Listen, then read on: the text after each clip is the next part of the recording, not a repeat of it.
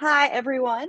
Welcome to the third workshop in a series of professional development events from APSA's Committee on the Status of Graduate Students in the Profession.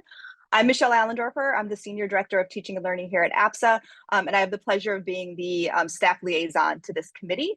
The committee is working on a lot of great initiatives. You can learn more about what they're working on their website, which I just shared in the chat, as well as recordings of the previous two professional development events that have been hosted by this committee. Before I hand it over to the committee to facilitate the event, I just wanted to share that we ask all workshop participants to adhere to APSA's Respect Campaign. The Respect Campaign encourages professional respect by and towards all APSA event attendees and participants at all times. Respect stands for respectful, equitable, safe, professional, and ethical conduct towards all. The APSA Sexual Harassment Survey Report and Anti-Harassment Policy and Code of Conduct address the importance of facilitating a climate of respect at all APSA events. You can learn more about the campaign and the Code of Conduct at APSA's website. Throughout this event, please feel free to use the Q&A to ask questions. There'll be time for Q&A at the end. We will be recording the event and making it available on the committee's website. So with that, I'm happy to turn it over to Ankushi Mitra, who is moderating today's event. She is a graduate student in the Department of Government at Georgetown University. She studies state responses to refugees in East Africa and South Asia. In her other work, she examines the ways in which refugee populations engage in everyday struggles for protection and power, and the challenges and ethics of field research with vulnerable populations of particular relevance to today. So thank you all to the panelists for being here, for the audience members, and to Ankushi for being here today to talk about this important topic. Thank you. Hi, thank you, Michelle. So hi, everyone. Thank you so much for joining APSA's Committee on the Status of Graduate Students for the next installment in our workshop series, where we're thinking about considerations, challenges, ethics of field research. We're really grateful for the time and expertise of our amazing speakers, who include Dr. Diana Kapiszewski, an Associate Professor of Government and the Director of the Center for Latin American Studies at Georgetown University. Diana has published several books and multiple articles on comparative law and courts, as well as on field research and research transparency. She co-edits the Cambridge University Press Methods for Social Inquiry book series, co-directs the Emerging Methodologist Workshop, and co-directs the Georgetown University Political Science Predoctoral Summer Institute. We also have Dr. Sarah Parkinson, the Aronson Assistant Professor of Political Science and International Studies at Johns Hopkins. Her research focuses on organizational behavior and social change in war and disaster-affected settings, and she has published work on ethics and research methods.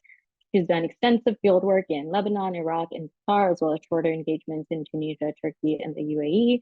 We have Dr. Misbah Hyder, who is currently a visiting assistant professor at the U.S. Naval War College's Teaching Excellence Center.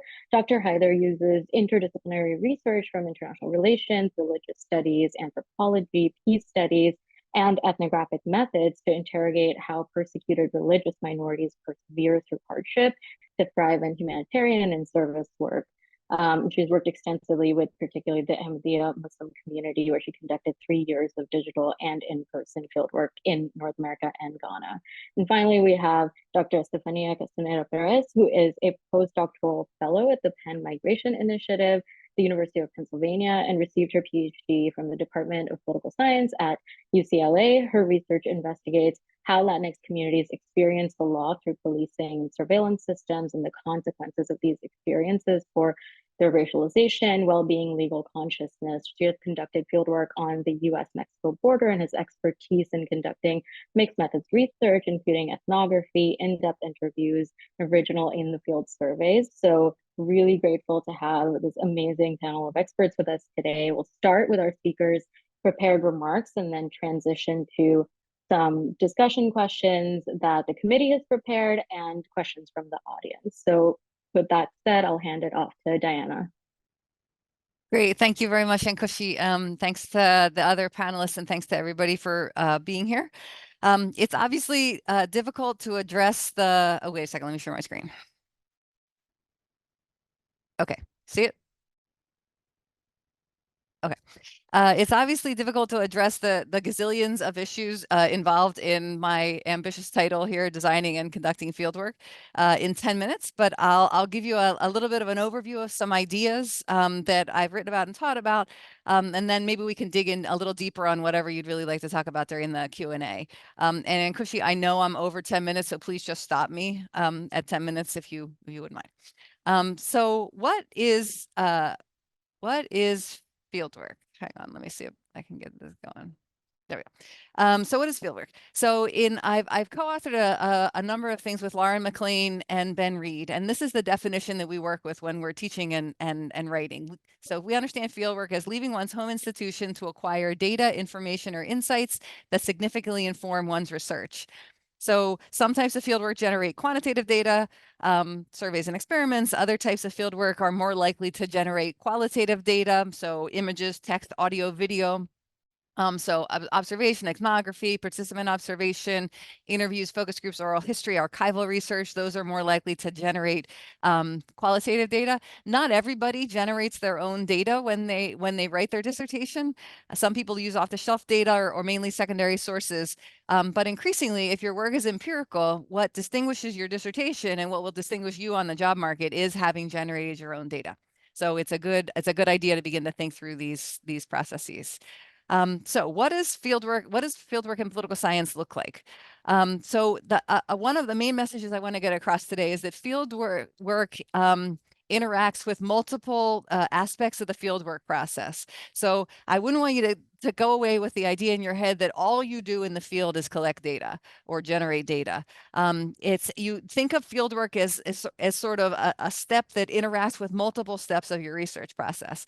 So it's dynamic. You'll spend some time generating data, then you'll spend some time analyzing data, then you might spend some time revising your research design and then going back to generating data. And I think we actually do our best field work when we engage in that sort of iterative process where things change a bit over time. So the bottom line is that fieldwork is messy and it's iterative. And the key thing is that you be transparent about what you did so your readers can consider your research process as they're reading your work.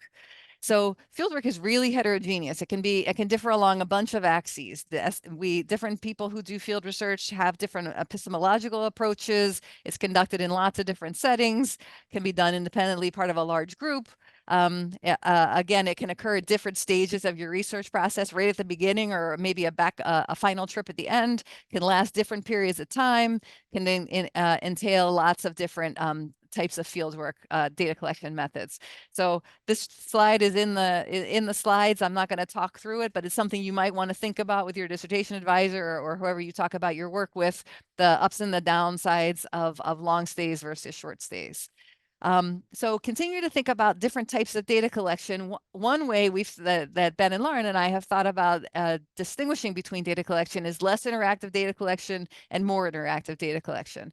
So less interactive data collection would be techniques that don't centrally involve interaction with people, right? So one of those is observation.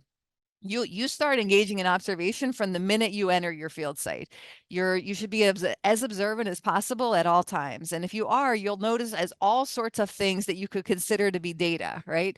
And I would encourage you to take a really broad view of what could be data or information or evidence or however you want to think of that word.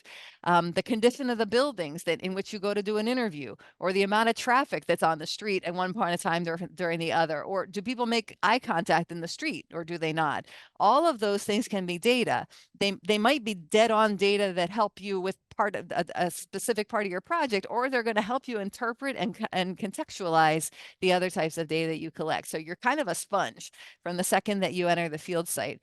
Now, observation can also be done in a more systematic way. I systematically observe the Brazilian Supreme Court over a long period of time, but a lot of observation just takes place just every day when you're in the field.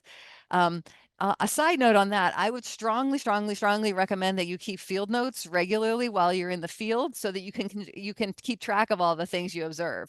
You will think you'll remember, and you will not, all the things that all the observations that you make and these sort of aha moments that you have in the field. So, and field notes can be whatever you want them to be. It can be a very organized Word doc. It can be a journal. It can be really whatever you want it to be. But I strongly encourage you to keep track of all this stuff. One of the things that I did was I wrote emails to my advisors telling them about what I was doing. And in those, I added in my observations of these cool things that I was seeing. And I actually lifted part of some of those emails and put them directly into my dissertation. So whatever form field notes you want to take, you want them to take, but it's very, very, very useful to have them. So continuing with the less interactive data collection, in addition to observation, there's lots of ways that you can gather pre-existing materials. So archival documents, secondary sources, media, government documents, and lots of other types of documents or statistics produced by government agencies and NGOs, right? So this is found data, right? It exists. You didn't create it the way that you create an interview, the contents of an interview, right? This is data that existed and you're just sort of collecting it.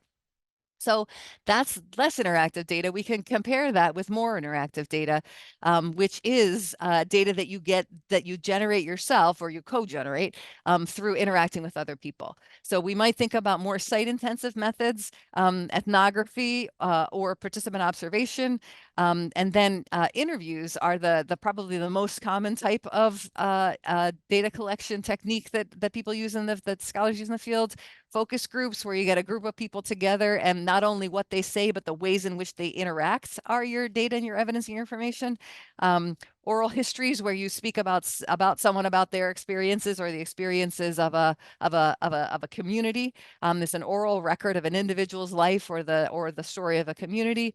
And of course, lots of different kinds of experiments as have evolved over time, and then large scale surveys. So all of those we can think about as more interactive data collection techniques. And so there's lots of different ways to do field research and to collect and generate data. And these are great conversations to have with your colleagues and with your advisors.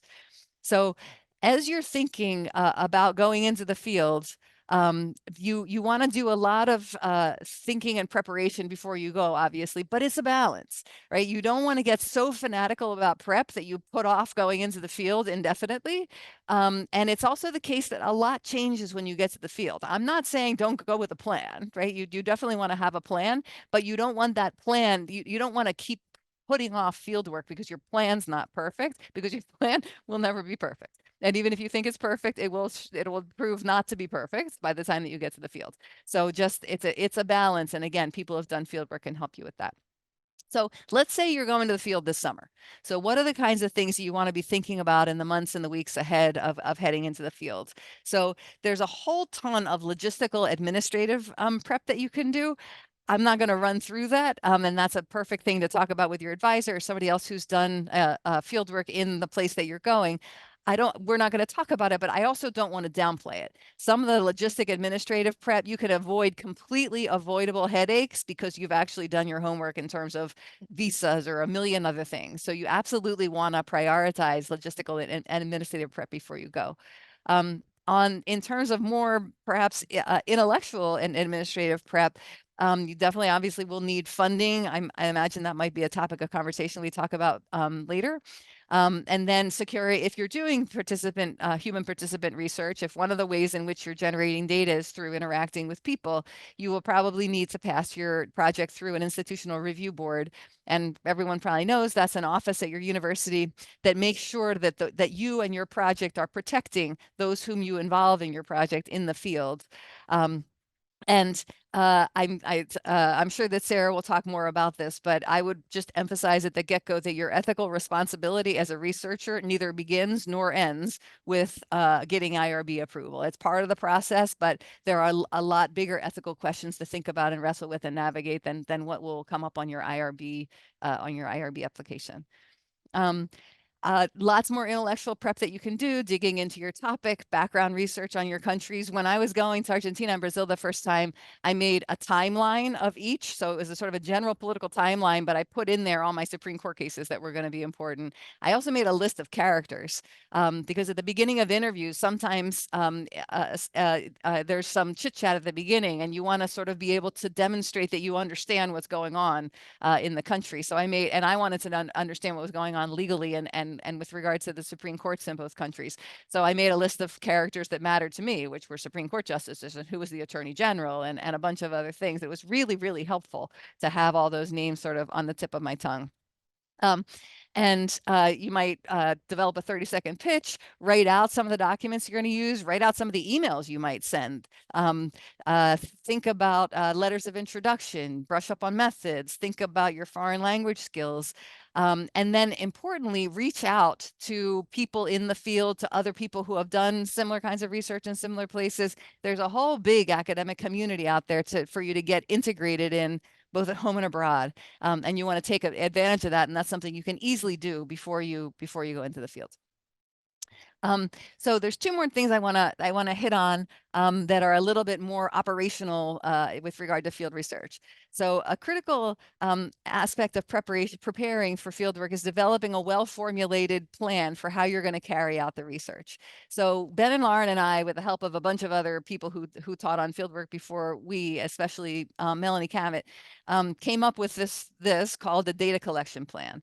And it essentially spells out the information that you need to get in order to carry out the analytic task that you want to do. So whether that's selecting cases or measuring your variables or testing your hypotheses or whatever it is. So you can see on this slide, as you go from the left-hand column over to the right-hand column, it's getting more and more concrete, and you're moving from a conceptual understanding of some of your variables and the things that you want to learn about to a practical understanding. So you might start with a concept or maybe a subdimension of one of your concepts. Then you come up with indicators. How am I going to know this thing when I see it? Okay, and then what data am I going to need to actually say, well, Argentina is high and Brazil is low on something? Where are those data going to come from? How am I going to collect them? When am I going to collect them? And how much time do I need to collect them? Right? So laying this out all very systematically, which you can certainly start to do before you go in the field, is really useful. On the one hand, it makes your project more manageable. You can derive bite-sized pieces that you can see and understand and do from this big, huge project. And it also forms a link between the minutia of data collection and the larger picture, right? That's one of the things that's a struggle about field research. You have to keep your big social science questions in mind while you're worrying about, why is there one issue of this newspaper missing and where am I going to go find it, right? And that there's this constant back and forth between the forest and the trees, essentially. And the DCP can serve as your bridge between the forest and the trees, because you have both the forest and the trees on here in different guises. Okay, am I running out of time, Kushi? How much time do I have? A couple minutes. Okay. So another thing in the vein of us encouraging you not just to think about field research as collecting data and not beginning to process them or digest them or whatever terminology you want to use, there's a bunch of things that you can do in the field just to start to get your feet wet. If it kind of freaks you out to think of it as analysis, then call it something else, right? But you can read through your journal, read through your field work, read through your thought docs, and maybe start to organize them, right? Oh, I see some themes already. I see some themes coming out here. Record your reactions to a particular data. I mean, if you're working in a Google Doc, make a comment that says this is really interesting because of this, or I didn't expect this because of this, right? So start to sort of annotate your notes. Maybe code some of your data as you go along. Flag useful examples. This is a great quote. This has to go into the dissertation. Create some typologies. Play around with some 2x2 tables. Create some additional timelines. Run some preliminary analysis. Quantify your qualitative data. And try to keep going back and forth between the forest and the trees. Well, what am I seeing, and what does that mean for the kind of bigger picture social science questions that I want to answer? You may need some qualitative data analysis software, some transcription software. Here's just a couple of ideas. This website from the University of Surrey is a really nice comparison of different qualitative data analysis softwares if you're trying to decide between which one you want to invest time and money potentially in learning. It's a really useful comparison. And the last thing on this list is a sort of a self-guided course on managing qualitative data that Sebastian Karcher at the Qualitative Data Repository and I wrote. It's really kind of cool, and it has some useful resources in there too, if you want to check that out. Okay, last thing. It's beyond common. It's quite usual for people to want to make adjustments when they're in the field. So you think, oh man, nothing is what I thought. I was totally wrong. Nothing is what I thought. Or this other thing is way more interesting than the thing that I want to study. So before you start making changes to the project, it's good to sort of carefully think about what kind of changes you might want to make, right? So first of all, be patient. Sometimes things, even though you think you've run into an intractable problem, sometimes things work themselves out. So you don't want to sort of start to rip the project apart right away. And you want to be patient and set some reasonable deadlines. If I don't see X by 2 weeks from now, or if I do see Y by 2 weeks from now, then I'm going to make some changes, right? And you want to try to diagnose the problem. You don't want to stop at, I have a problem. You want to try to think, well, what is it? What exactly is the problem? Why do I have this problem? And then try to come up with a fix that addresses the problem and doesn't create more problems than it solves, right? So you want to sort of make sure that that in the fix, you're not actually making the situation worse. And this is a really useful time to get in touch with other scholars who know about what your dissertation advisor, certainly, but other scholars who know what you're doing. So I was about 2 weeks in Argentina, and I realized that the other country case that I thought was going to be my other country case could not be my other country case. So that's kind of a big research design snafu.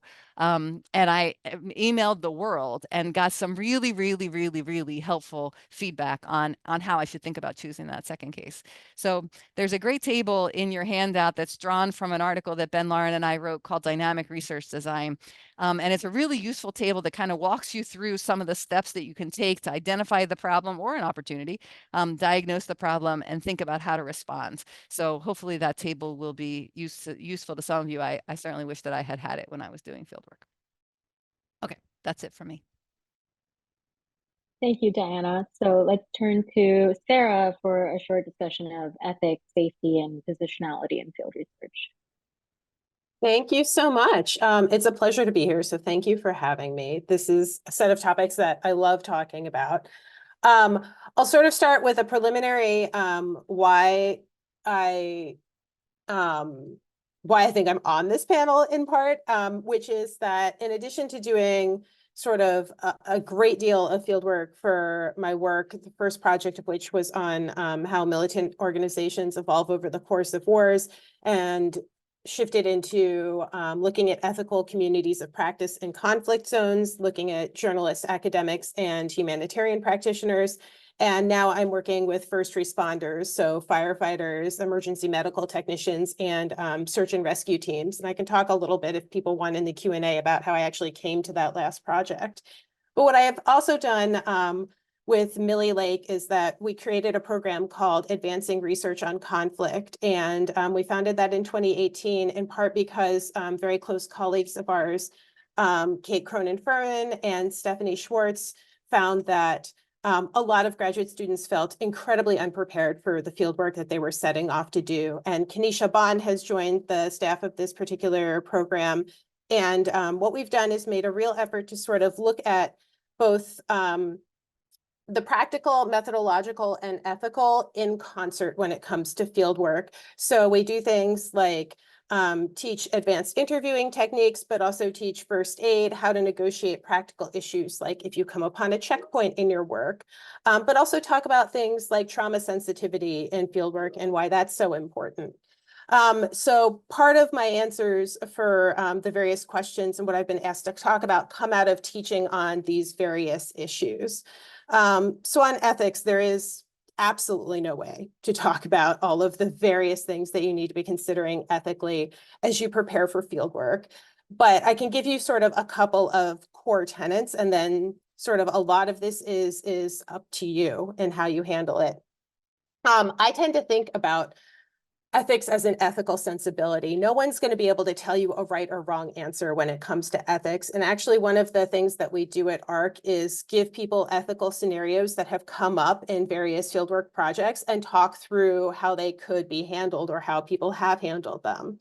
But one thing is that people write about field ethics. Actually, a lot of people write about field ethics. So one of the things that we've done is develop a bibliography. We call it the ARC bibliography. You can search it online. But read what people have written about ethics. People are going to disagree. There are all kinds of opinions out there. There are different approaches and different ways of thinking about things. But getting a feel for how people approach and deal with various issues is really, really important. One of the easiest places to start is with Leanne Fuji's Ethics 101. If you're going to be working with research assistants and with research teams, Kate Cronin-Furman and Millie Lake have a piece on the ethics of working with RAs, particularly overseas. And I think that this is all really important because, as Diana said, like, ethics do not start or end with the IRB. For myself, like, ethics start even as I'm developing a research question, right? There are different ways to ask about so many of the topics that we study as political scientists. And there are implications about why we ask about certain topics and not others. There are implications in the language that we use to ask those research questions. That language often feeds into measurement. It often feeds into casing. It often implies certain populations that we will or will not be talking to. So one of the reasons I talked about that first responders project is one of the reasons is that I think one of the more ethical issues, or one of the biggest ethical issues in the world today, is climate change and the people who are on the front lines of fighting it, right? In a very literal sense, given the people in my project. Two, the IRB is a legal requirement if you are at a US institution, full stop if you are working with human subjects. I tend to use the terms participants or interlocutors, but the bottom line is it is a legal requirement. It is also increasingly required at journals that you have IRB or that you have a document saying that your work was declared not human subjects work. So if you are asking certain types of questions, often about policies, not about people's internal thoughts, feelings, emotions, that sort of thing. So sometimes I just ask, you know, how did this particular policy work? That might not be human subjects research if that is like the whole topic of the interview. You still have to get that determination from IRB. You have to get a letter that says this is declared non-human subjects work. I won't go into sort of the different levels of IRB. This is something that you can get on your IRB's website. You will probably have to do something called city training. It's worth knowing that for people who are thinking about non-academic positions down the line, that city training can actually be really, really useful if you're looking at, for example, jobs in humanitarianism or in think tanks that would have you going out and doing interviews. An increasing number like to have people certified in that. So that's worth knowing.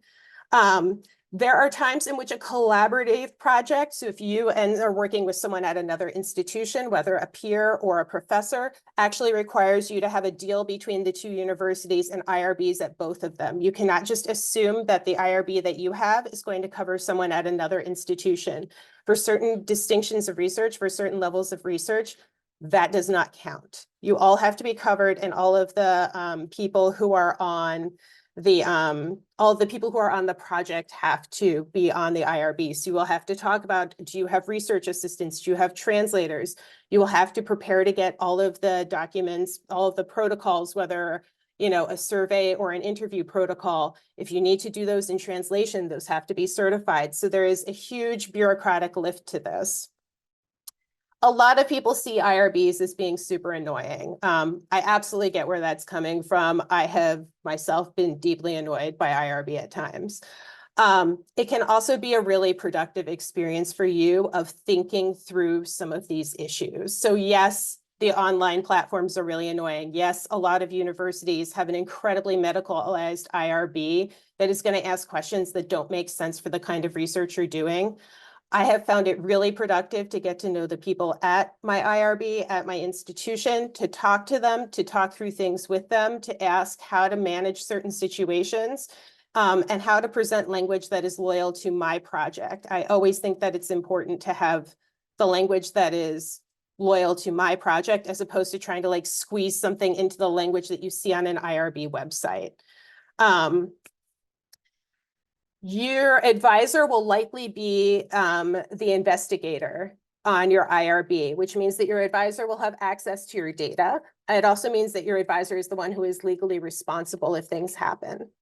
So keep that in mind. And it means that if you are doing certain types of fieldwork, and you know, I can't give you a list or anything, it can really help to have advisors who have been through IRB in the past. They can identify language that is going to be that is going to trigger certain things at an IRB.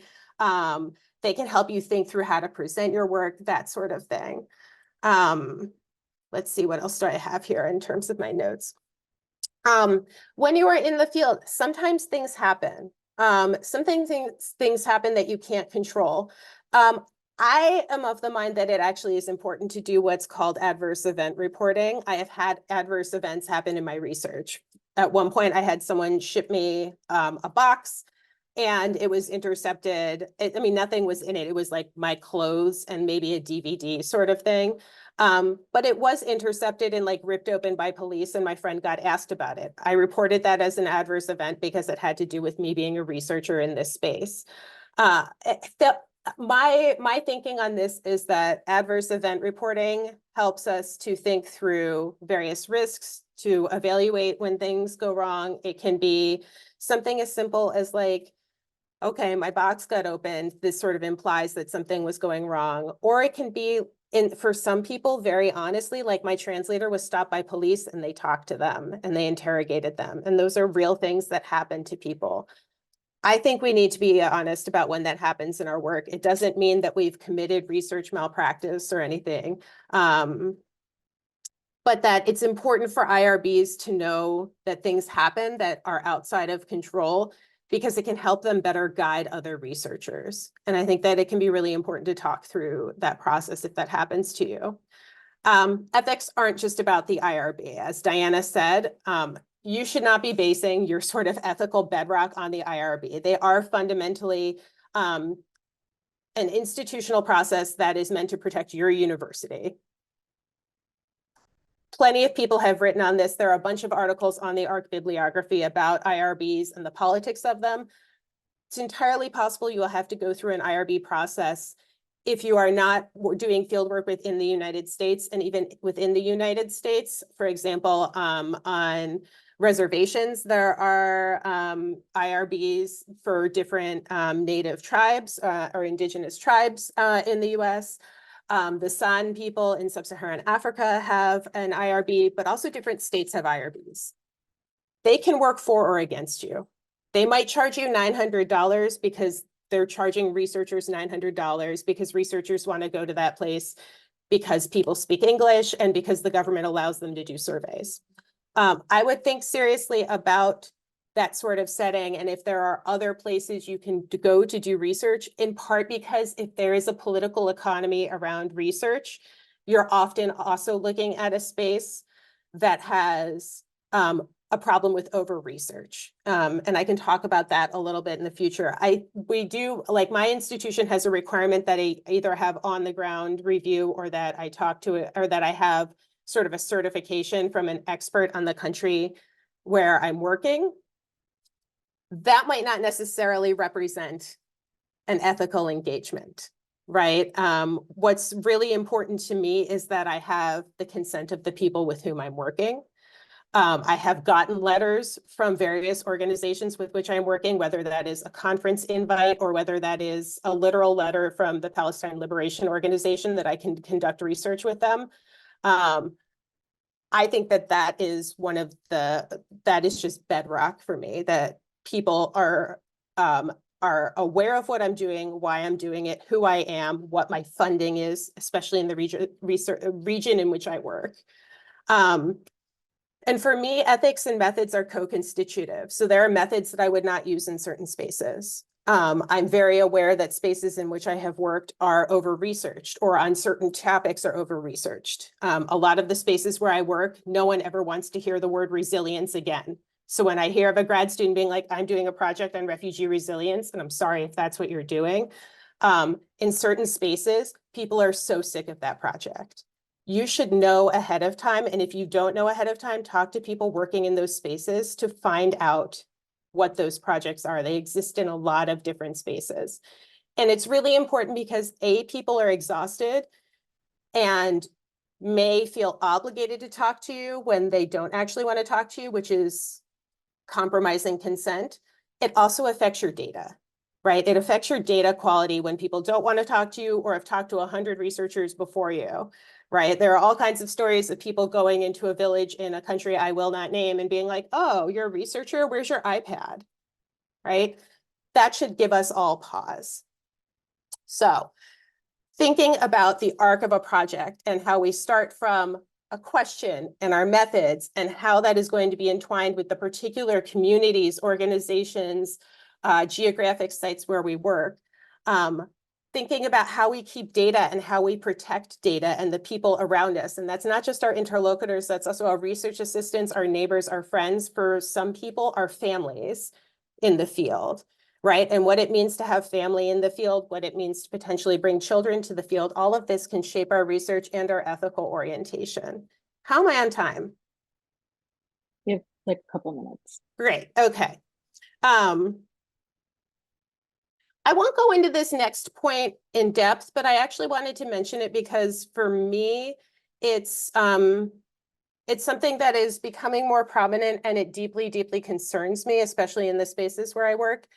I say it with reference to work on conflict and violence, on emotion, on polarization, on inequality. We are not clinical practitioners, or most of us are not clinical practitioners. One of the only people I know who is Yolande Buca, who is a social worker. There should be boundaries on what we ask and how we ask it. And if people are not actually trained in trauma-sensitive interviewing, they should not be doing it. We are not therapists. Real damage can be done to people. Even if there are mental health services in a country, they are not always accessible to people for all kinds of different reasons. So I see so much interest in like trauma and post-trauma and this and that. And I have talked to a lot of people who have run into researchers in varying fields. This is not only an indictment of political science. And it also interacts with how journalists move in the spaces that many of us study. But real harm can be done. And there are different ways to ask about so many of the issues that people are asking about. And I would just sort of my other note on ethics, other than like, do your reading, understand the requirements, understand that ethics are an arc that we work through, is also be humble and be creative in what we look at and how we do it. Sometimes asking about things bluntly is the worst way to get data. A couple of quick points about safety. Safety is personal. I can't necessarily tell you to be safe in all places, in all positions. I know that I have felt safer in neighborhoods that journalists have written are incredibly dangerous in South Beirut. I have felt safer there than at times in my own department. Some of us might have allergies that can produce anaphylaxis. Some of us carry past trauma that shapes how we experience the world. Some of us jaywalk with abandon, right?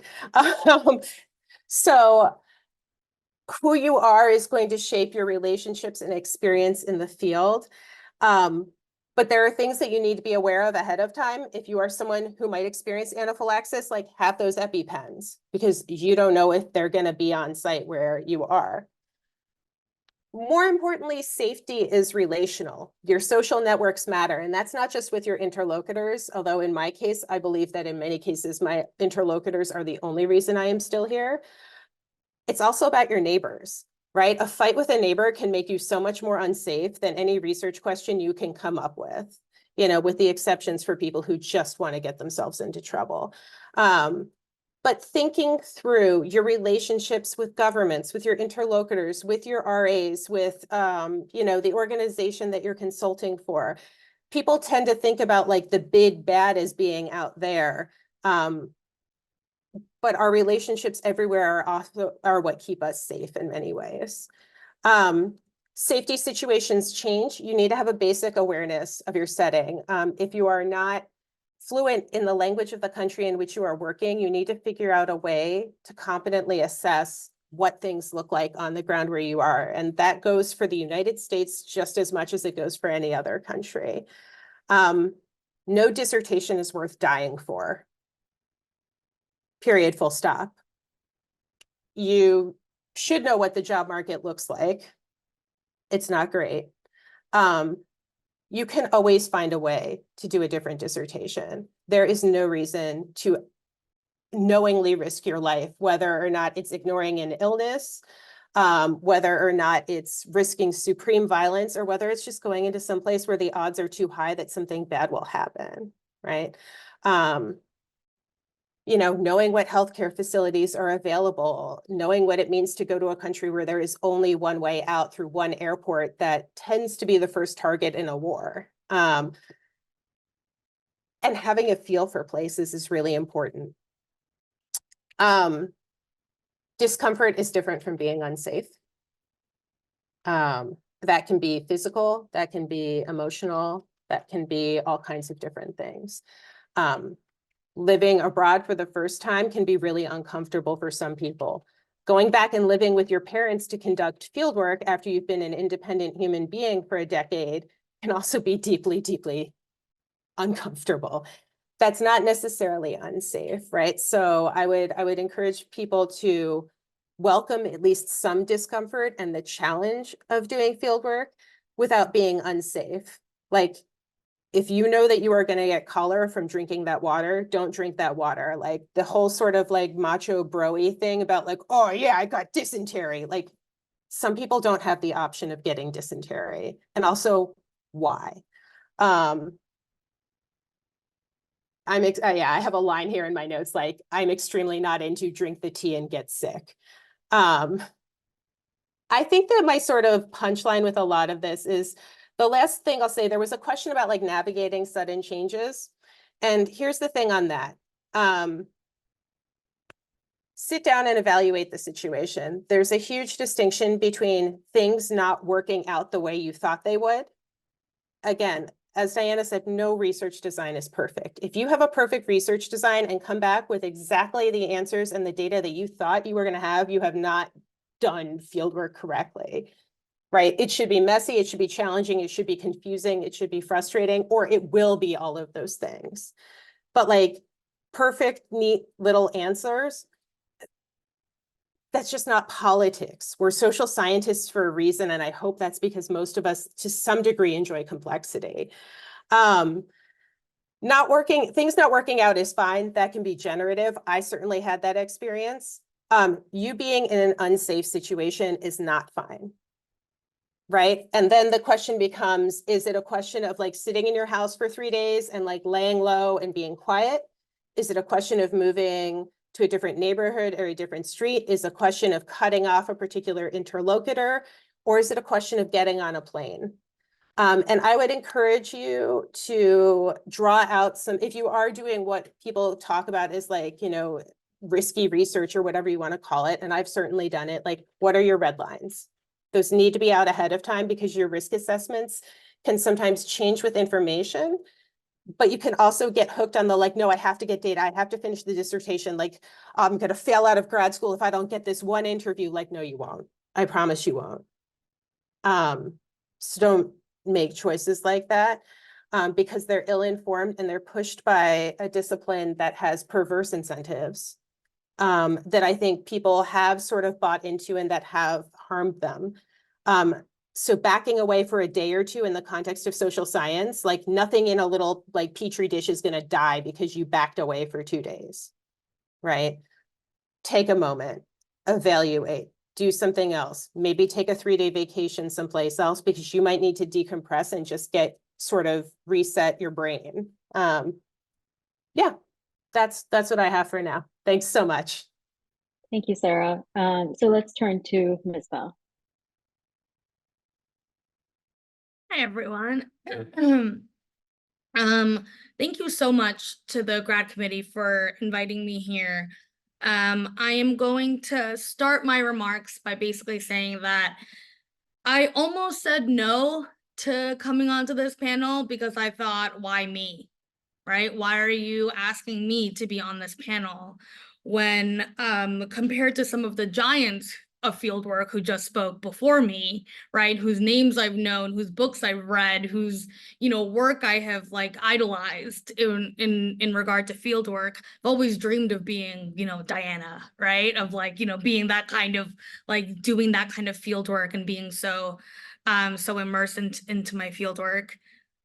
Unfortunately for me, but I think is more of a common experience than people realize, which apparently is why I was invited, is because I did field work with very little funding, right? And I did field work in the pandemic, throughout the pandemic, right? So my remarks here are very much going to be about, right, how can you learn from those of us who were pandemic field researchers? Because I think we really had to be really creative in how we created community and how we thought about our research. And really what Sarah was just talking about the stakes of our research, right? Does our research matter over the safety of others as well as the safety of ourselves? Well, also, right, how can we be smart about the fact that, hey, we didn't get that really fancy NSF grant.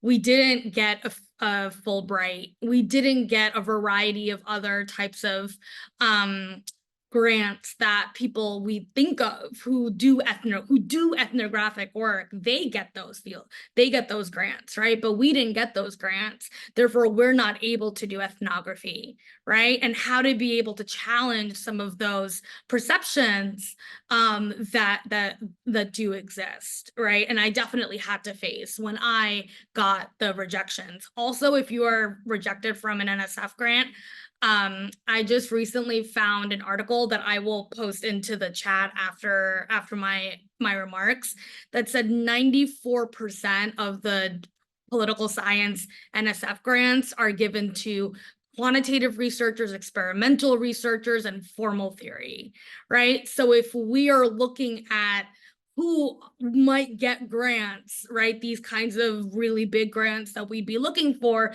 to fund our year-long ethnographic research, right? It might not be some of the work that we're aiming to do, right? And so how can we be creative and still be able to get that dissertation done in a way that also feels right for us? So I'll go through my sort of history and like how I conducted fieldwork and what were my choices in how I made it. And hopefully through that, you're able to get a couple of lessons along the way.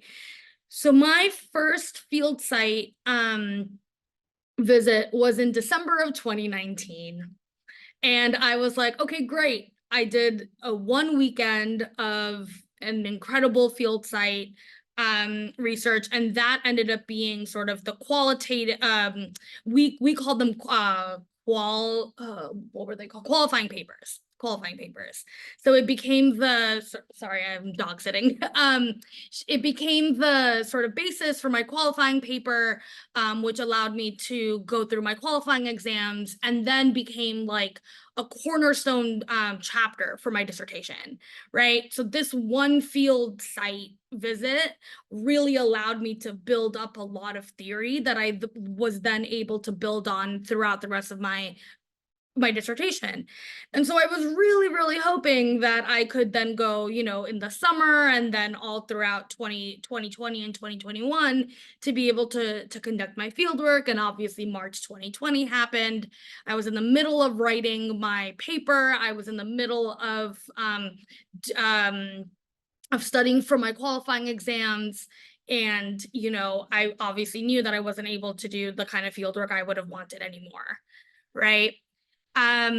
The second thing I want to mention is that, so this then required me to really be creative and also create community, right? So we actually, and it's still kind of active, but it was very active from 2020 until I want to say early 2022. We had a digital ethnography WhatsApp group. And we were graduate students who all were trying to do field work during the height of the pandemic. Some of them had to fly home after, already being out in the field and having a Fulbright, right? And then having to come back home. And how was it that we were able to support one another as we were doing field work? Also, what did field work look like given that we were all home during lockdown, right? And this led to a lot of creativity because we were all sort of thinking through these ideas together. And so two sort of insights came in that I think you should all really continue to think about and use, and really go through the archive of experiences, because there have been quite a few people who have published on doing fieldwork during COVID-19. You might think, oh, that's not relevant to me anymore because we're past it. One, we're not actually past it, but two, right? Like there are so many ways in which you can learn lessons, right? From when our back was up against the wall and we couldn't do field work in the ways that we had thought that we might. So first is digital field work, right? There are many ways in which we have developed yes, Diana, thank you very much. That's exactly the article that I was referring to. How is it that you can conduct digital interviews, digital participant observation, look at the ways in which your interlocutors are engaging in social media? Now, thanks to COVID, right? Thanks to the fact that, things have had to become a lot more digitized, right? We even know like telehealth has become so much more popular now, right? So interviews, right? Digital interviews can also be quite popular and do have their benefits, right? Like if you have interlocutors who are not able to physically meet you, physically travel to be able to see you, or just have constraints, right, in not being able to see you, use Zoom, use Google Meet, use a variety of different, I don't know if Skype is still a thing, right? Like use these different platforms to be able to reach even more audiences. But as you're doing that and you have in-person fieldwork and digital fieldwork, make sure to keep that context in mind and be very explicit about the trade-offs. Right? There might be some body language that you're not capturing, right? Because you're on Zoom. There might be certain, your interlocutor might feel safer in their own home versus going out into a cafe, right? There are different things that you can think about the trade-offs of doing in-person interviews versus virtual interviews. And I would say, especially given Sarah's point about caring for your interlocutors, give them a choice. If you know that they are quite vulnerable within a particular context, give them a choice and say that in your methodology chapter in your dissertation, right? Say that I gave them a choice and here's why that was important to me, right? The other thing that I would encourage you all to continue to think about is, what does it mean to have no data as data? Right? When data doesn't exist, or when you're not able to access the data, right? What does that tell you about your question, right? Be quite creative about the ways in which you can think about, like, again, the way that Diana was talking about, right? If you have the perfect dissertation research design and then come out with all the data that you were expecting to come out with, right? You are a unicorn, or you haven't done fieldwork correctly, right? So either one of those two things, the choice is up to you. But what I would say is, if you didn't get some kind of data, think about why, right? Why didn't that data exist? So a lot of what we had to do was sit there and tell our committee and tell anyone who reads our dissertation on EBSCOhost, right? Here's why I didn't get the fieldwork that I did, or here's why I didn't get the data that I did. Right? So a couple of trade-offs about digital fieldwork. when you're moving from really contextual field work in which you're immersing yourself into one city, one country, one environment, and you're moving into digital field work that is not as contextually located, right? It means that your fieldwork can also be much more transnational, which also has quite a few benefits to it. But then a drawback, which is not actually a drawback, it just means that your methodology section just has to be even more rich, is that your data then is not as contextually located. And what does that mean? How can you, so for me, for example, for the Ahmadiyya, I was only planning on meeting them in 3 particular contexts. In the UK, in like one particular city that they're located in the UK, one particular city that they're located in Pakistan, and then one particular city that they're, pretty active in Ghana, right? And that was it. Then because that was what my IRB said, right? Then because of COVID, all of the people who I had access to were across the US and across Canada. So now I had to shift over into doing primarily digital fieldwork across North America. Now, what does that mean that I only had 2 interviews from 2 people in LA, 2 people in Toronto, 2 people in Seattle? What did that mean? What did that mean in terms of my data, right? And the meaning that I'm capturing from my data. Right. So I would say, and that is still a question I'm asked whenever I try to publish my research, they continue to ask me, right?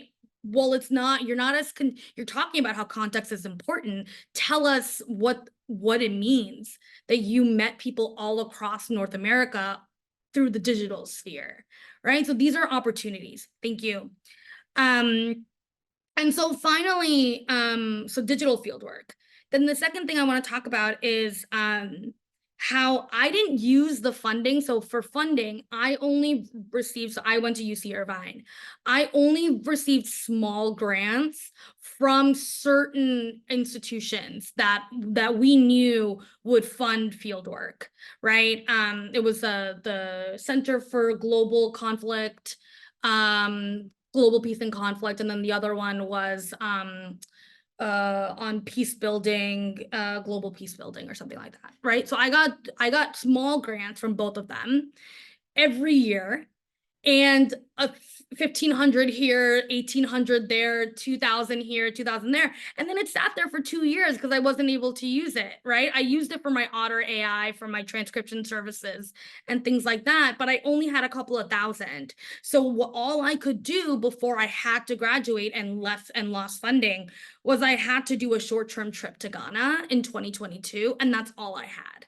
And it was the most generative trip I could have done, right? So I highly recommend that even if you only have enough funding to do 3 weeks of fieldwork, go for it, do it, right? Because those 3 weeks you're going to maximize in a way that maybe a whole year you have other benefits, right, of being able to do. But if that's all you have, don't think of it as this is all, I'm only doing this.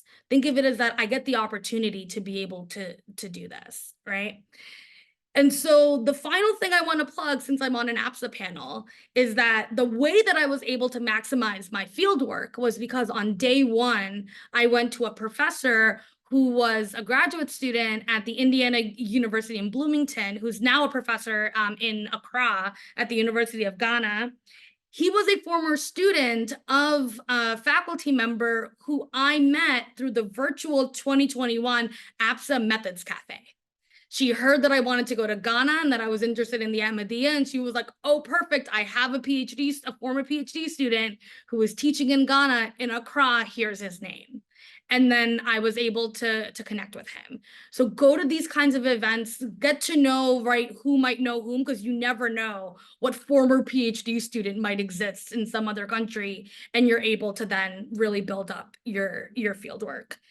So yeah, so thank you so much. I know I went over time, but I really appreciate the invitation. Thank you, Misbah. So finally, we'll turn to Estefania. Hi, everyone. It's such a pleasure to be in such an amazing panel, to be able to meet all of you. And I'm really grateful for the invitation. I'm coming to this panel speaking from, of course, personal experience doing field work, and I want to outline both like strategies for planning based on my research and also perhaps some challenges that you might face doing field work and how to address those challenges. For context, most of my field work that I'm going to be talking about today is stemming from my dissertation project, which examined the factors that contribute to the normalization of violence at the US-Mexico border and its consequences on people's on trans-border commuters' legal consciousness, well-being, and sense of belonging. And so I use mixed methods. So I had to develop an original survey as well as conduct interviews and ethnography. So this project essentially took me 6 years, essentially the duration of my graduate education. And I had to make key decisions during my first year of graduate school because I wasn't relying on any data out there because there is no data on trans-border commuters. So I knew very early on that I wanted to do an original survey and then conduct the interviews afterwards. So one of the first steps, I guess, for conducting field work is you have to keep in your mind the methodology that you're going to be utilizing and how you're going to be using it, right? Because there's different ways to conduct mixed methods. Either you have first survey and then that informs the interviews, or it's the other way around. It's the interviews and then that informs the survey.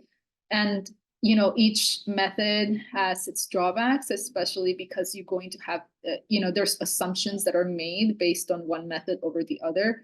So when you're at the stage of you want to go into the field work, you want to make sure about how is it that your different methods are going to get at the main argument that you're trying to make.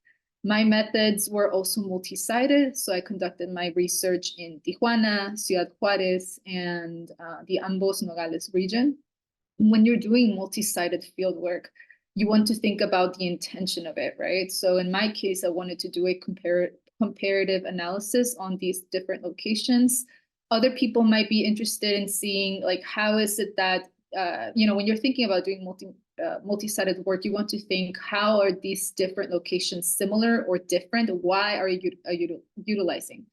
When you're doing field work, I think it has to do a lot about being very mindful and intentional with every decision, every step that you're taking. And that also involves choosing the sites. Even if you're doing one site, one of the questions that you might get both from when you're submitting your articles for review or just as a general methodological question, right, is how is this particular region indicative of similar social or political processes happening outside of that region? So I think it helps to just think about why is it that you're choosing the site and how is it that you're implementing your different methods across all of those different sites. And a note about writing field notes is that I think people underestimate the level of preparation that is involved doing field notes. And in fact, I think there's so many courses that are taught on methods without talking about how to write field notes. And it's such a it's an experience that requires you to engage with a site with all of your senses. And so if you're in a position where you have never taken field notes, something that is helpful to do is to engage in practice before you even go into the field.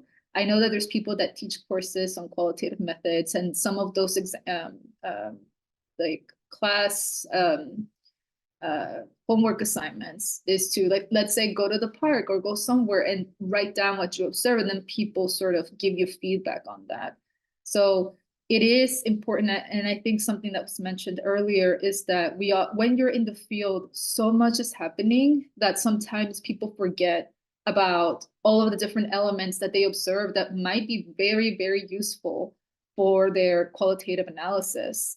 And so I like to do both, write in an actual like notebook, my field notes, but also transfer those field notes into a program. For example, in my case, I use Deduce. I find it a very helpful program. There's other people that use different ones. So you want to have a program where all of your data is located and you can go back to it frequently. In terms of going into the site, so sometimes people have don't have the capacity to visit the site before they actually engage in like data collection. And what happens is that when you go fresh into a place, it's you can't spend a lot of time trying to figure out like, where is it that I'm going to interview people? What are the key sites that I'm going to be visiting on a frequent basis?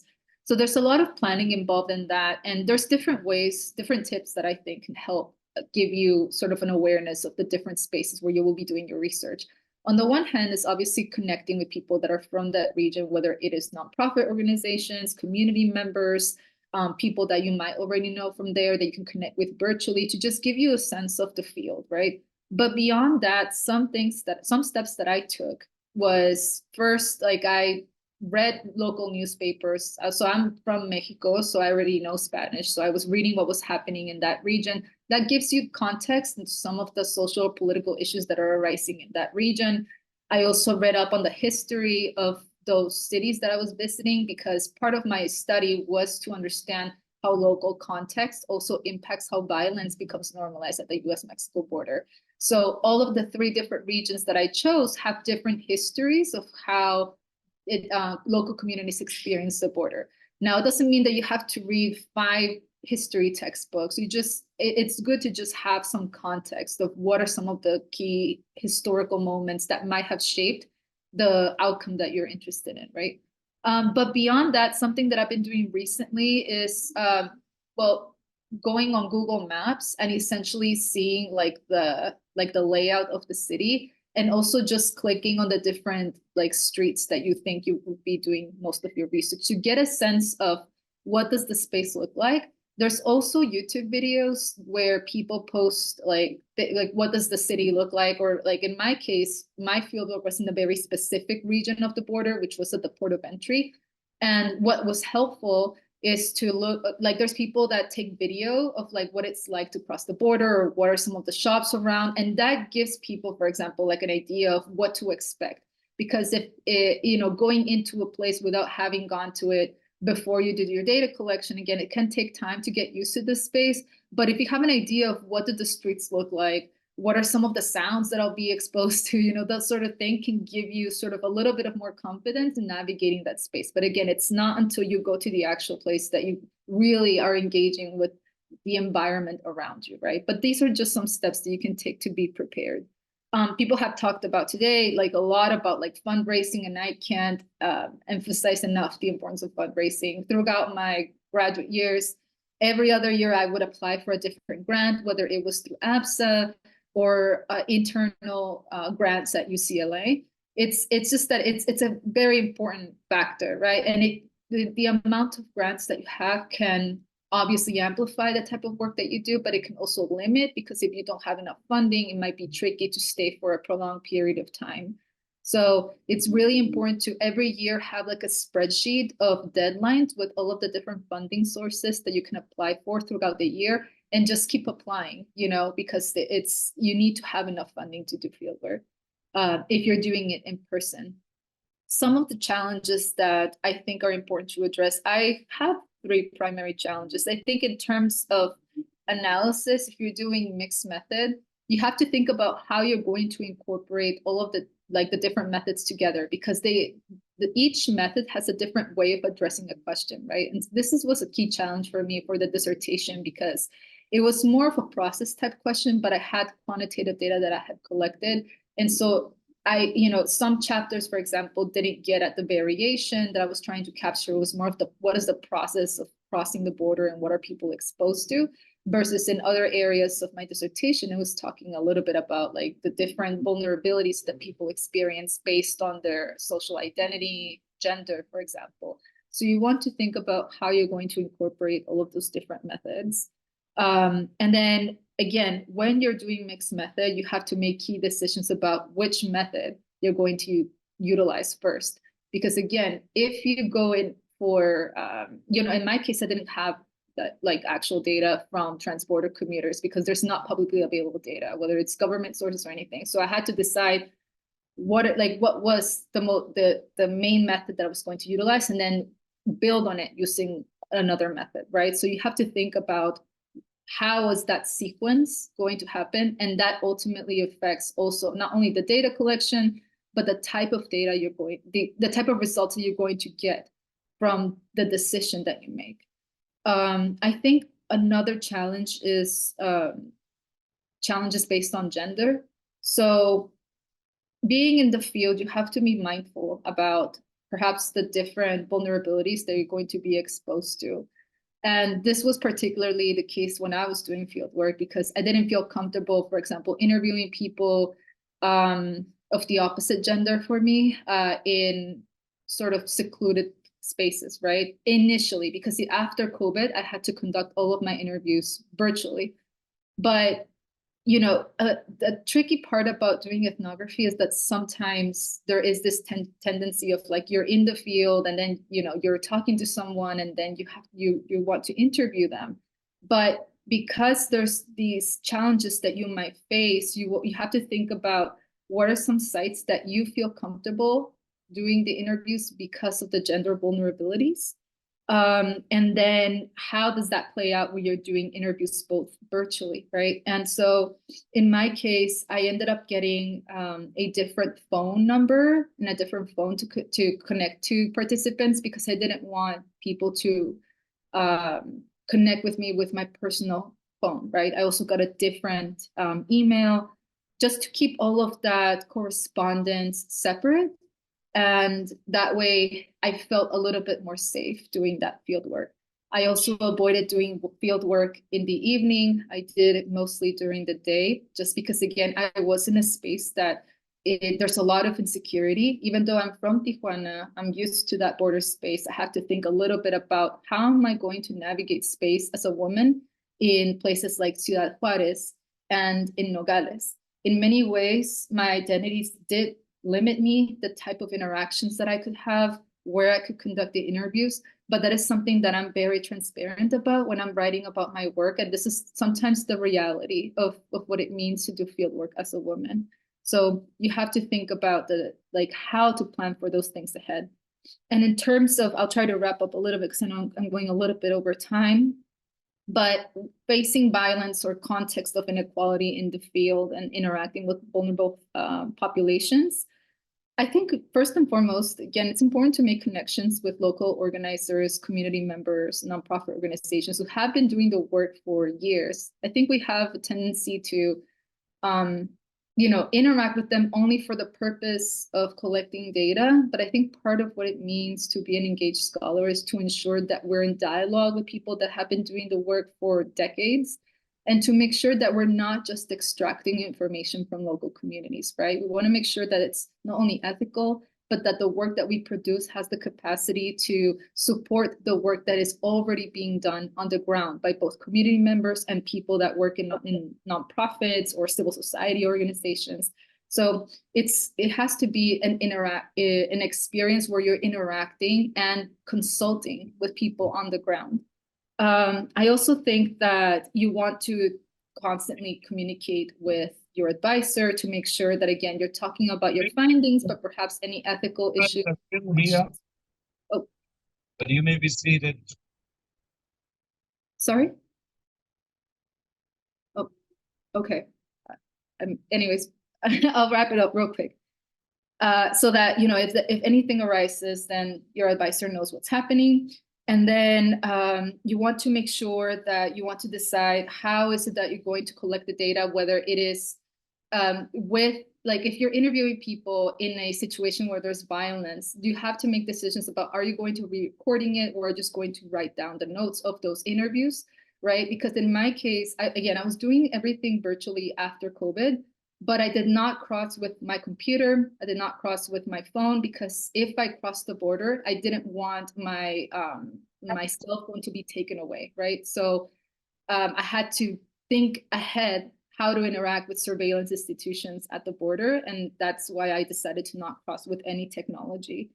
And I want to end with the fact that while we have all raised concerns and challenges of doing fieldwork, I do want to emphasize that interviews are a huge opportunity to affirm humanity of those participants, right? Because at least for me, the way that I was doing my interviews, it's not just, I want to hear your story.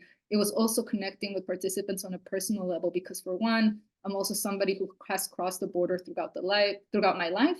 So I was constantly telling my participants that this is also part of my life history. And in many ways, it was not only understanding how violence becomes normalized overall, but it was also an opportunity for me to understand how I had normalized violence myself as a result of crossing for more than 2 decades the border, right? So I think interviews are a huge opportunity to build solidarity with local community members and to continue working with organizations who support people that are that are experiencing violence in this case. Yeah, I look forward to expanding a little bit more during the Q&A. Thank you, Estefania. So let's move to questions from the audience. Since we're a pretty small group, feel free to just unmute yourself and jump in.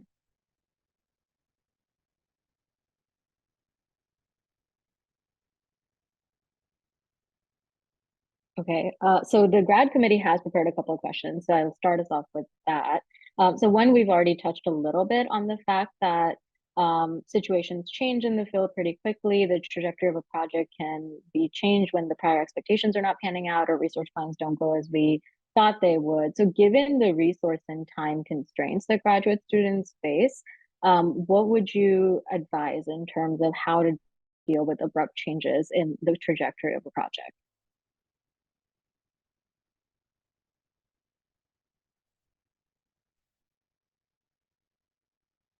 So perhaps we can start with Estefania or Misbah.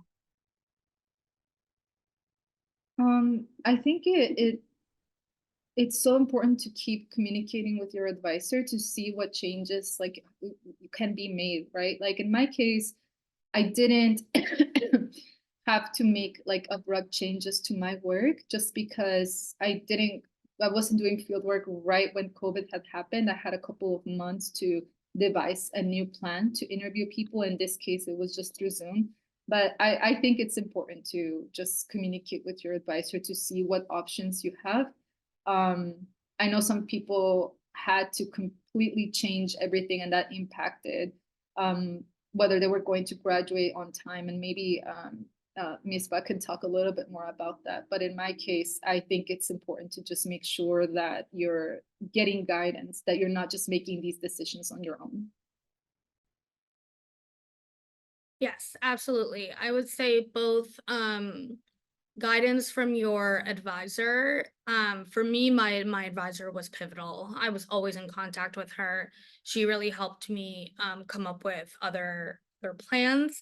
Though I do know and want to acknowledge that not all grad students have advisors who they feel comfortable in sharing or who are not as responsive, right? If things happen. So try to identify faculty or mentors who have done field work through tough times to be there for you, right? I always call them the emotional support committee member, right? So if you can have someone like that in your corner who's not your advisor, right, that could also be a resource, though obviously your advisors should be kept in the loop regardless, since they're the ones, overseeing your project. And as Sarah had said, their names are going to be on the IRB, so they should be kept in the loop. But it depends on, right, if you're in a situation in which you're trying to make a decision in the moment and you can't get in touch with your advisor, right? I would still recommend trying to reach out to others and try to triangulate your situation. The other thing I would say is that maybe even before you go to a committee member or something, right? Like the group that we had, the WhatsApp group that we had of those of us who were doing digital field work, and then eventually did do some in-person field work once we were able, we were constantly texting each other saying, okay, this just happened. What do y'all recommend? Right? Because sometimes getting that in the moment kind of feedback and getting out of your head for a second, right, is really important, because when you're doing risk assessment in a moment, especially when you're in a place that's very unfamiliar to you, can be really, really hard, right? So getting out of yourself for a second and having some colleagues who maybe are doing field work at the same time as you. So when I was doing field work, there were a couple of other people within that group who were doing fieldwork at the exact same time. So then we did a separate group of those of us who were currently in the field, right? And we were texting each other about how things were going, if we were safe, right? If we were going to a place where we felt unsafe, letting each other know. I would highly recommend having people who you could do that with. So then if things do end up having to change, right? I would say this is where you sort of maybe go and refer to some of the literature that now exists about COVID-19 and fieldwork, right? Look at the ways in which people have had to be really creative. And like digital fieldwork is one way of doing that, but there are a variety of other ways. It's hard for me to give specific advice because there are just so many different situations that I've seen. But for me, digital fieldwork became the way in which I conducted my ethnography. And for a long time, I didn't call it an ethnography because I didn't think of myself as a worthy ethnographer because I wasn't in the field somewhere else for a year, right? But it's about, right, how can you sort of adapt to the situation that you have depending on what your questions are and how to adjust your questions based on the data and the access that exists. If someone has a particular situation they want to talk about, I'm happy to sort of talk through that, but that's all I have in terms of a more broad question. Let me toss in. Oh, sorry, go ahead. Oh, you're welcome to go ahead. Okay, that'll take me one sec. Just it's building on what Misbah just said. There actually was a sort of a literature that developed upon what do you do when you hit a wall. Unfortunately, there's a literature on that. So there and I put in the chat a little while ago a website called digitalfieldwork.org that has a bunch of sort of reflections on people when they had to make a change in the field and how what change was to digital fieldwork. How did that go? So maybe reading some of the things like that will help you think about what might some alternatives be. It's also the fact that a lot of people at the moment of the pandemic got pushed into doing digital fieldwork, but there have been people forever and ever who did not have the resources to go into the field, and have been doing what we're now terming digital fieldwork for a very long time. So there's actually a longer literature about doing fieldwork not in situ and the way and the upsides and the downsides of that and how you can think about it. So I just want to add those two things. Yeah, I think I have a couple of sort of just like practical things and then a couple of more process of doing knowledge creation type of things. The WhatsApp or the Signal group, absolutely. And I think that's both people who work on issues like yours, and can sort of consult on like, okay, is this something I can theorize? Is this a take a break and take a step back? Is this a push forward sort of thing, right? And then there's people who are also maybe working in the same country, in the same city, that sort of thing. You know, I was very close to another researcher who was doing dissertation work in Lebanon. When we used to like share sources, like not interviewees who were working on different projects, but like, you know, he had access to one archive, he helped me out. I got access to another archive, I helped him out. And we used to talk through stuff. But like if when we overlapped, if something had gone wrong, I would have bounced ideas off of him. This was sort of back in the age of like typing out text messages on an actual keyboard on a phone. So now that would be a little bit different. A couple of digital security things with WhatsApp groups. If it's a WhatsApp group, you need to have at least 2 administrators and you need to have a fail-safe if people are working in securitized situations, whether authoritarian states or conflict-affected sites, or if people are crossing borders.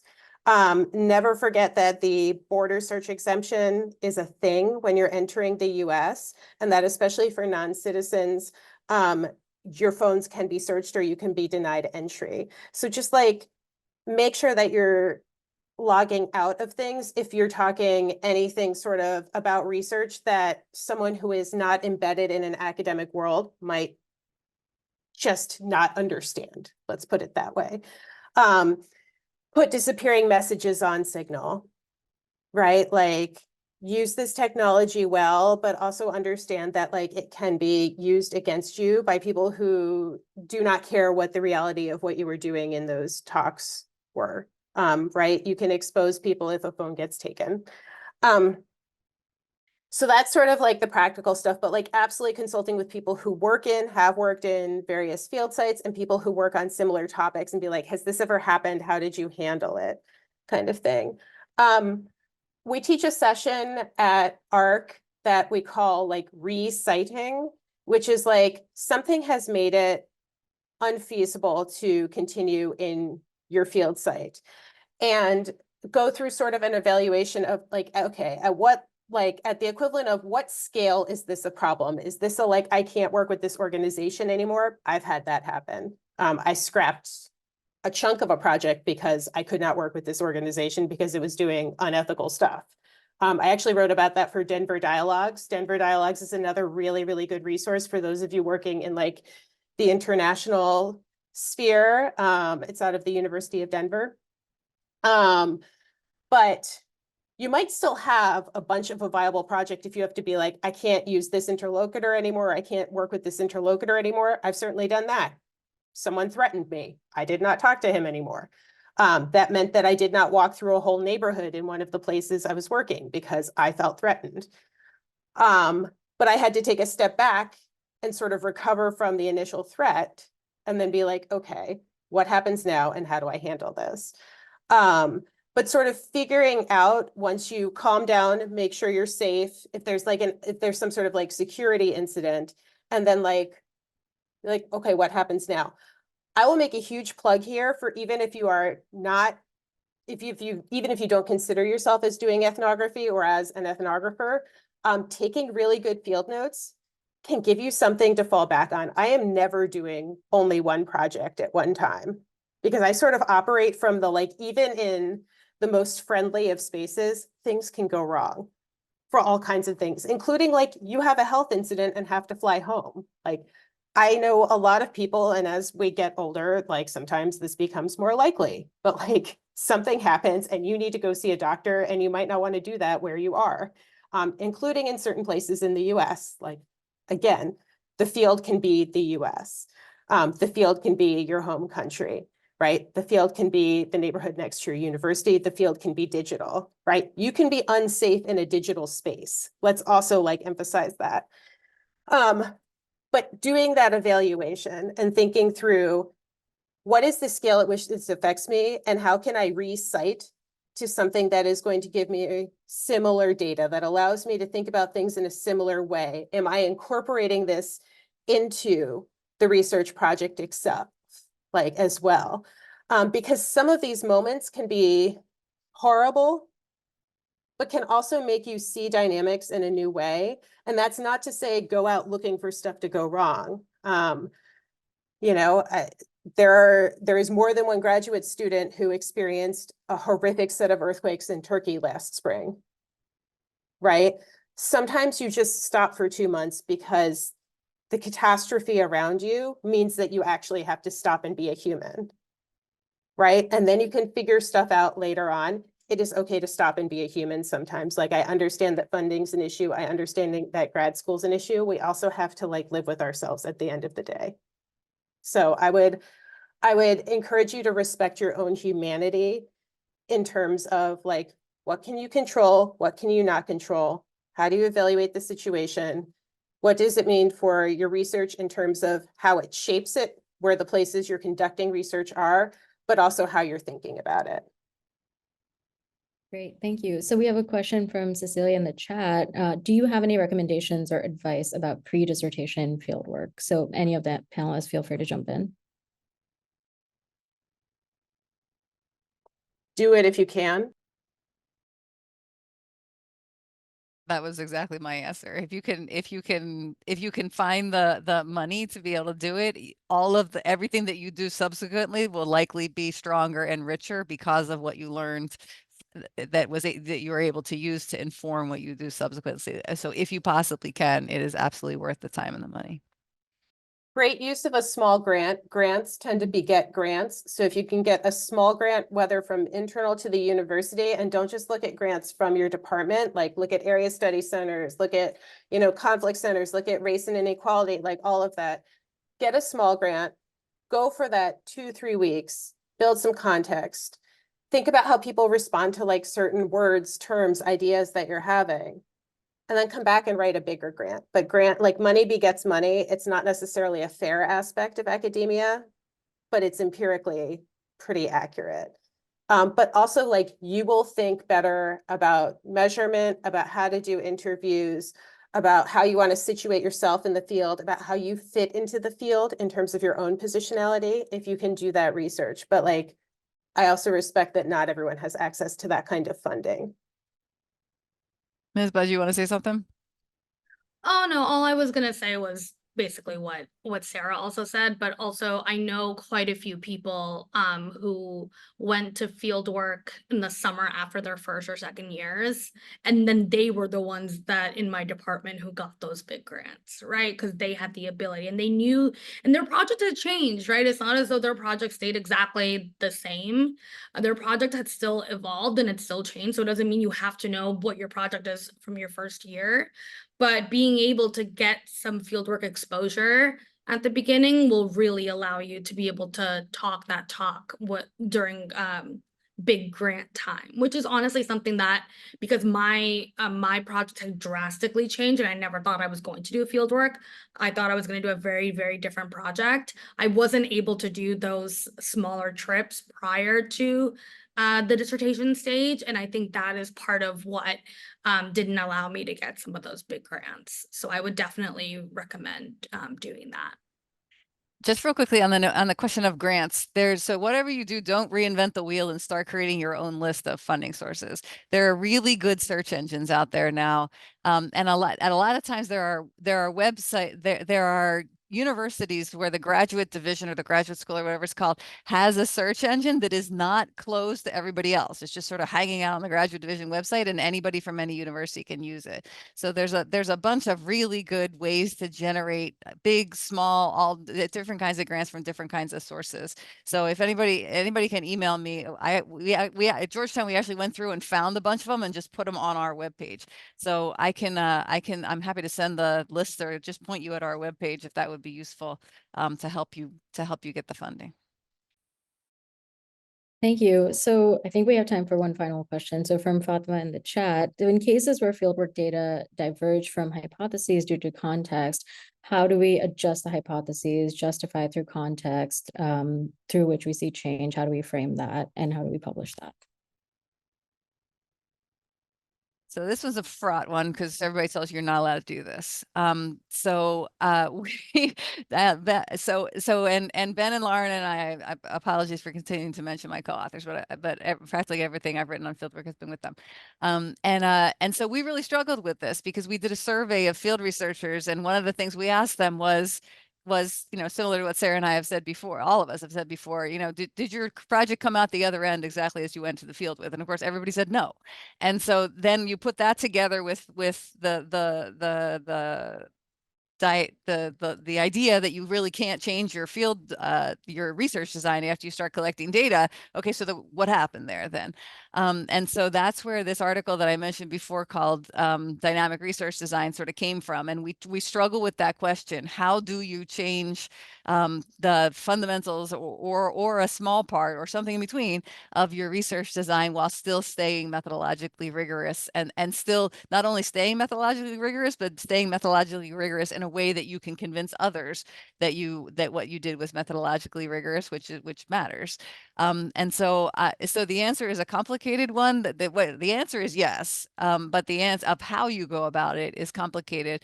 And so Fatima, I would recommend if you'd like to read that article that Ben and Lauren and I wrote. It's not the beginning or the end of this conversation, but it might give you some useful pointers. So anything to add from Misbah or Sarah on this? Okay, well, we're at time, so I want to thank again our panelists for giving us their time and guidance. This was amazing, and also to everybody in the audience for coming. Thank you so much. Thank you, Ankushi, for putting it together. Thank you, Ankushi. Thank you so much.